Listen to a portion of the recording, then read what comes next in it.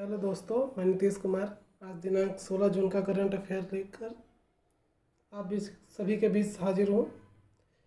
यह वीडियो पूरी डिटेल में होगी, तो प्लीज़ लास्ट तक बने रहें।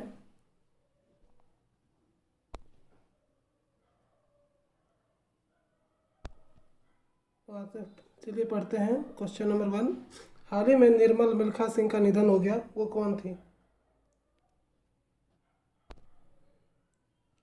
आंसर है पूर्व भारतीय महिला वॉलीबॉल कप्तान।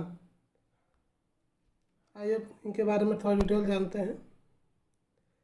निर्मल मिल्खा सिंह कौर पूर्व भारतीय महिला वॉलीबॉल कप्तान थी, जो कि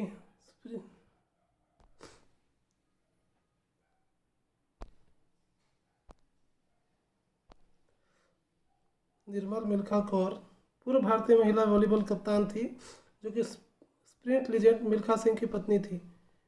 ये पंजाब सरकार में महिलाओं के लिए पूर्व खेल निदेशक भी रह चुकी हैं। आइए जानते हैं थोड़ा मिल्खा सिंह के बारे में।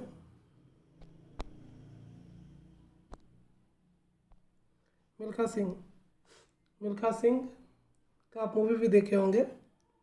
ये एक भारतीय धावक थे, जिन्होंने रूम की जगह रूस होगा, रूस के 1960 के ओलंपिक और टोक्यो के ग्रीष्म ओलंपिक में भारत का प्रतिनिधित्व किया था। इनको पाकिस्तान के प्रधानमंत्री ने फ्लाइंग सिख की उपाधि से सम्मानित किया था।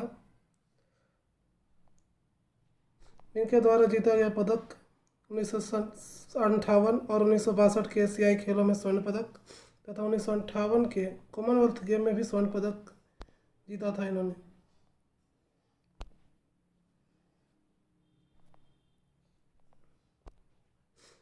आइए बढ़ते हैं दूसरे क्वेश्चन की तरफ। दूसरा क्वेश्चन है, 15 जून को कौन सा दिवस मनाया जाता है? 15 जून को कौन सा दिवस मनाया जाता है? और आंसर है विश्व बुजुर्ग दुर्व्यवहार जागरूकता दिवस। दुर्व्यवहार जागरूकता दिवस।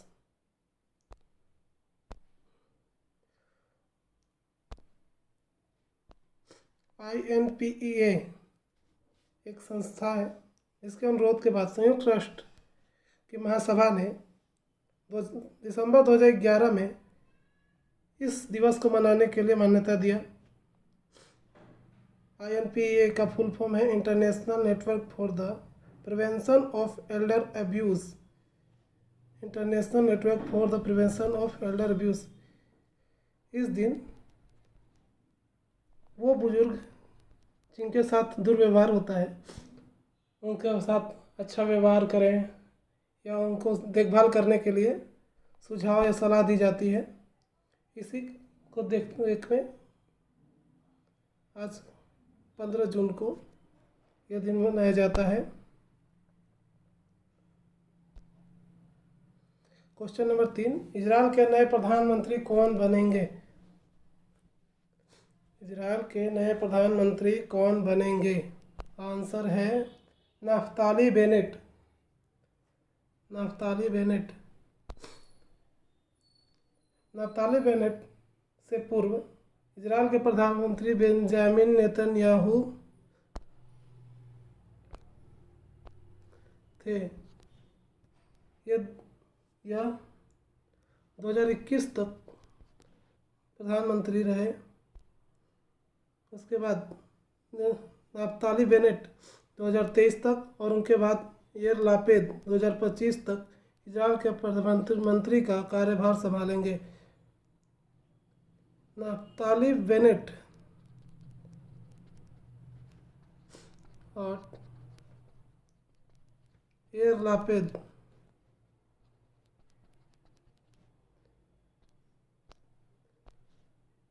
दोनों 2-2 साल के लिए प्रधानमंत्री बनेंगे। आइए चलते हैं आगे चौथे क्वेश्चन की तरफ। ICC हॉल ऑफ फेम में शामिल भारतीय खिलाड़ी कौन है? इसका आंसर है Vinoo Mankad. Vinoo Mankad. ICC hall of fame ये आईसीसी के द्वारा बनाया गया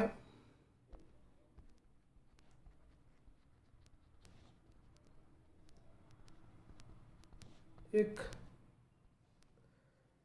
रिपोर्ट है, जिसके द्वारा एक निश्चित समय में किसी खास परफॉर्मेंस के लिए किसी खिलाड़ी को इसमें शामिल किया जाता है। आइए जानते हैं इसका थोड़ा डिटेल।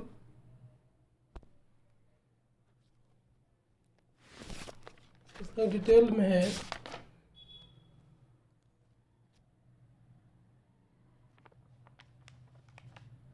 सबसे पहले जो प्रारंभिक युग था उस समय साउथ अफ्रीका के खिलाड़ी आम्ब्रे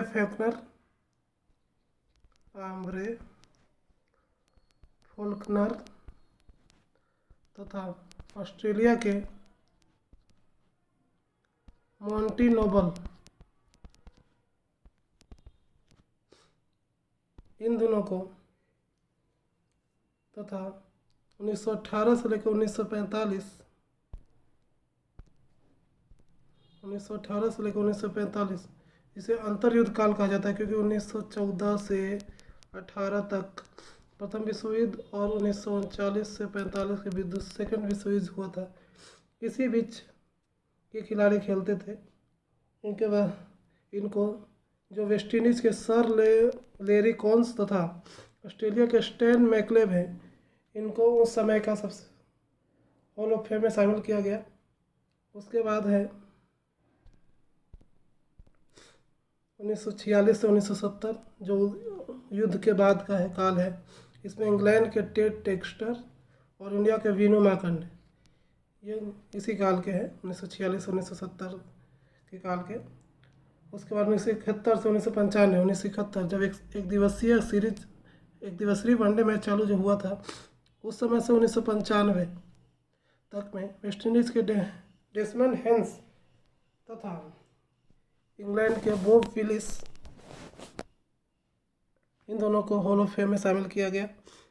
तथा आधुनिक काल जो हाल का क्रिकेट का चल रहा है, उसमें 1996 से 2015 इसमें जिम्बाब्वे के एंडी फ्लावर जो जिम्बाब्वे के पूर्व कैप्टन थे, तथा श्रीलंका के कुमार संगकारा जो भी श्रीलंका के पूर्व कैप्टन और विकेट कीपर थे, उनको शामिल किया गया है। ये कुल 10 खिलाड़ी जिनको आईसीसी हॉल ऑफ फेम में शामिल किया गया है।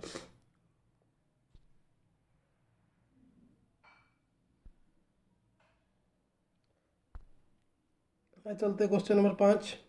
श्रीलंका दौरे पर भारतीय टीम के कोच कौन होंगे? श्रीलंका दौरे पर भारतीय टीम के कोच कौन होंगे? आंसर है राहुल द्रविड़।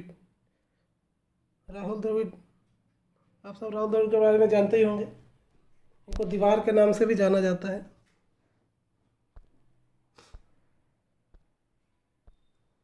दीवार के नाम से भी जाना जाता है।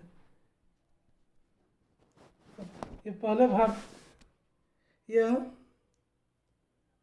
इंडिया के कोच बनने से पहले भारतीय अंडर 19 टीम और इंडिया ए के कोच भी रह चुके हैं। श्रीलंका दौरे पर भारतीय टीम के कप्तान शिखर धवन होंगे। और 3 T20 मैच होने वाला है।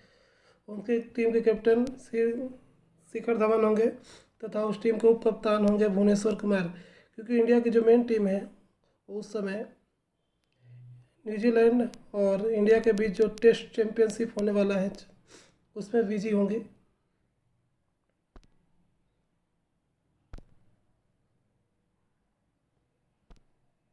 Question number 6। Power free CPAP device जीवन वायु किस संस्था ने विकसित किया है? और इसका आंसर है IIT रोपड़। आइए डालते हैं डिटेल। जीवन वायु क्या है? जीवन वायु ये बिना बिजली के कार्य करता है। जीवन वायु एक प्रकार से ऑक्सीजन सिलेंडर जो बिजली के से बनता था,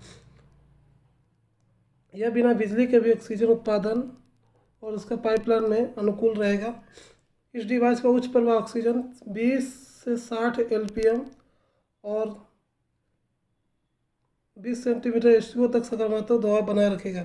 इससे 40% से अधिक FiO2 और 5 से 10 सेंटीमीटर H2O के पीप को बनाए रखने के लिए डिजाइन किया गया है। Positive and expiratory pressure.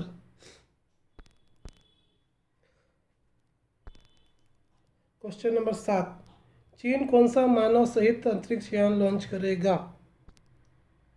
इसका आंसर है शेनझोउ 12।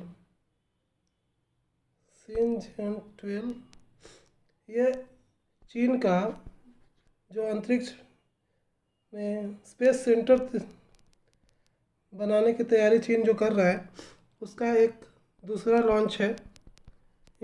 इसमें से टोटल चीन 11 लॉन्च करेगा, जिसमें से 4 लॉन्च में यात्री जाएंगे, बाकी लॉन्च ऐसे ही जाएंगी, मानव रहित रहेंगी। आइए जानते हैं शेनझोउ 12 के बारे में। ये गोबी के रेगिस्तान से लॉन्च होगा।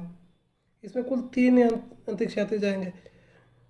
चीन ने घोषणा की है जो 11 में से जो 4 मानव सहित अंतरिक्ष यान जाएगा, उसमें से सब में 3-3 पर्सन रहेंगे, जो टोटल मिला के 12 पर्सन जाएंगे। इस अंतरिक्ष यान का जो सिलेंडर होगा, वैक्यूम होगा, जिसमें ये अंतरिक्ष यात्री रहेंगे, उसका साइज होगा 16.6 मीटर लंबा और 4.2 मीटर व्यास का होगा। आगे चलते हैं question number 8, world giving index.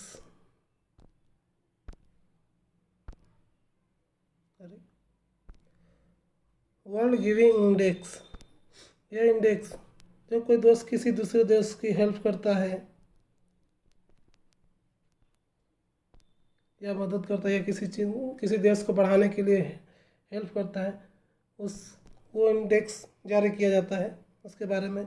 इसमें इंडिया का स्थान कौन सा है? तो हाल ही में रिपोर्ट के अनुसार इंडिया का रैंक है 14वां।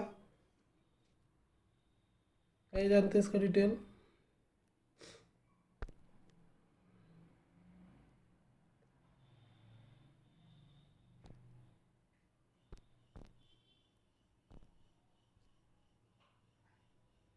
वर्ल्ड गिविंग इंडेक्स,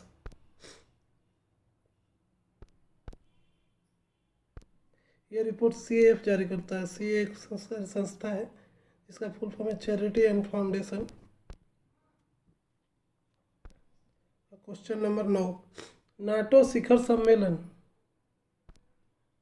नाटो शिखर सम्मेलन 2021 कहाँ लॉन्च किया जाएगा? नाटो के बारे में आप जानते हैं, नॉर्थ अटलांटिक ट्रीटी ऑर्गेनाइजेशन, से नॉर्थ अटलांटिक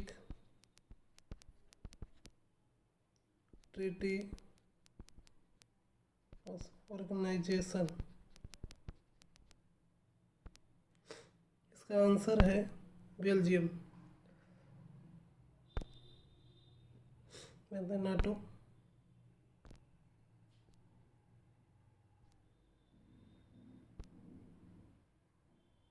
नाटो जिसकी स्थापना 4 अप्रैल 1949 में हुआ था। इसके शुरुआती देश, इसमें सदस्य देश थे वो 12 थे। वर्तमान में सदस्य देशों की संख्या 30 है। इसमें सबसे नया जुड़ा हुआ सदस्य देश है उत्तर Macedonia.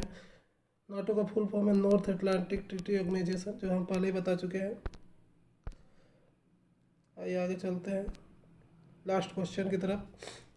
Last question number 10, malaria से लड़ने के लिए किस संस्था का गठन किया गया? इसका आंसर है ICC,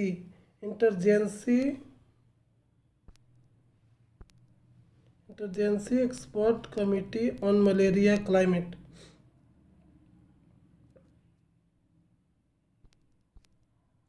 detail, IMD, Indian meteorological department, ICMR, Indian council of medical research ने मलेरिया नो मोर नामक एक संस्था है, प्राइवेट संस्था के साथ सहयोग करके मलेरिया को ख़त्म करने के लिए जलवायु समाधान का पता लगाने के लिए बनाया है। IMD का फुल फॉर्म है इंडिया मेटेरोलॉजिकल डिपार्टमेंट, इसका हिंदी में बोलते हैं भारतीय मौसम विज्ञान केंद्र। ICMR Indian council of medical research, भारतीय चिकित्सा अनुसंधान संस्थान। धन्यवाद दोस्तों, अगर आप लास्ट तक बने हैं उसके लिए थैंक यू।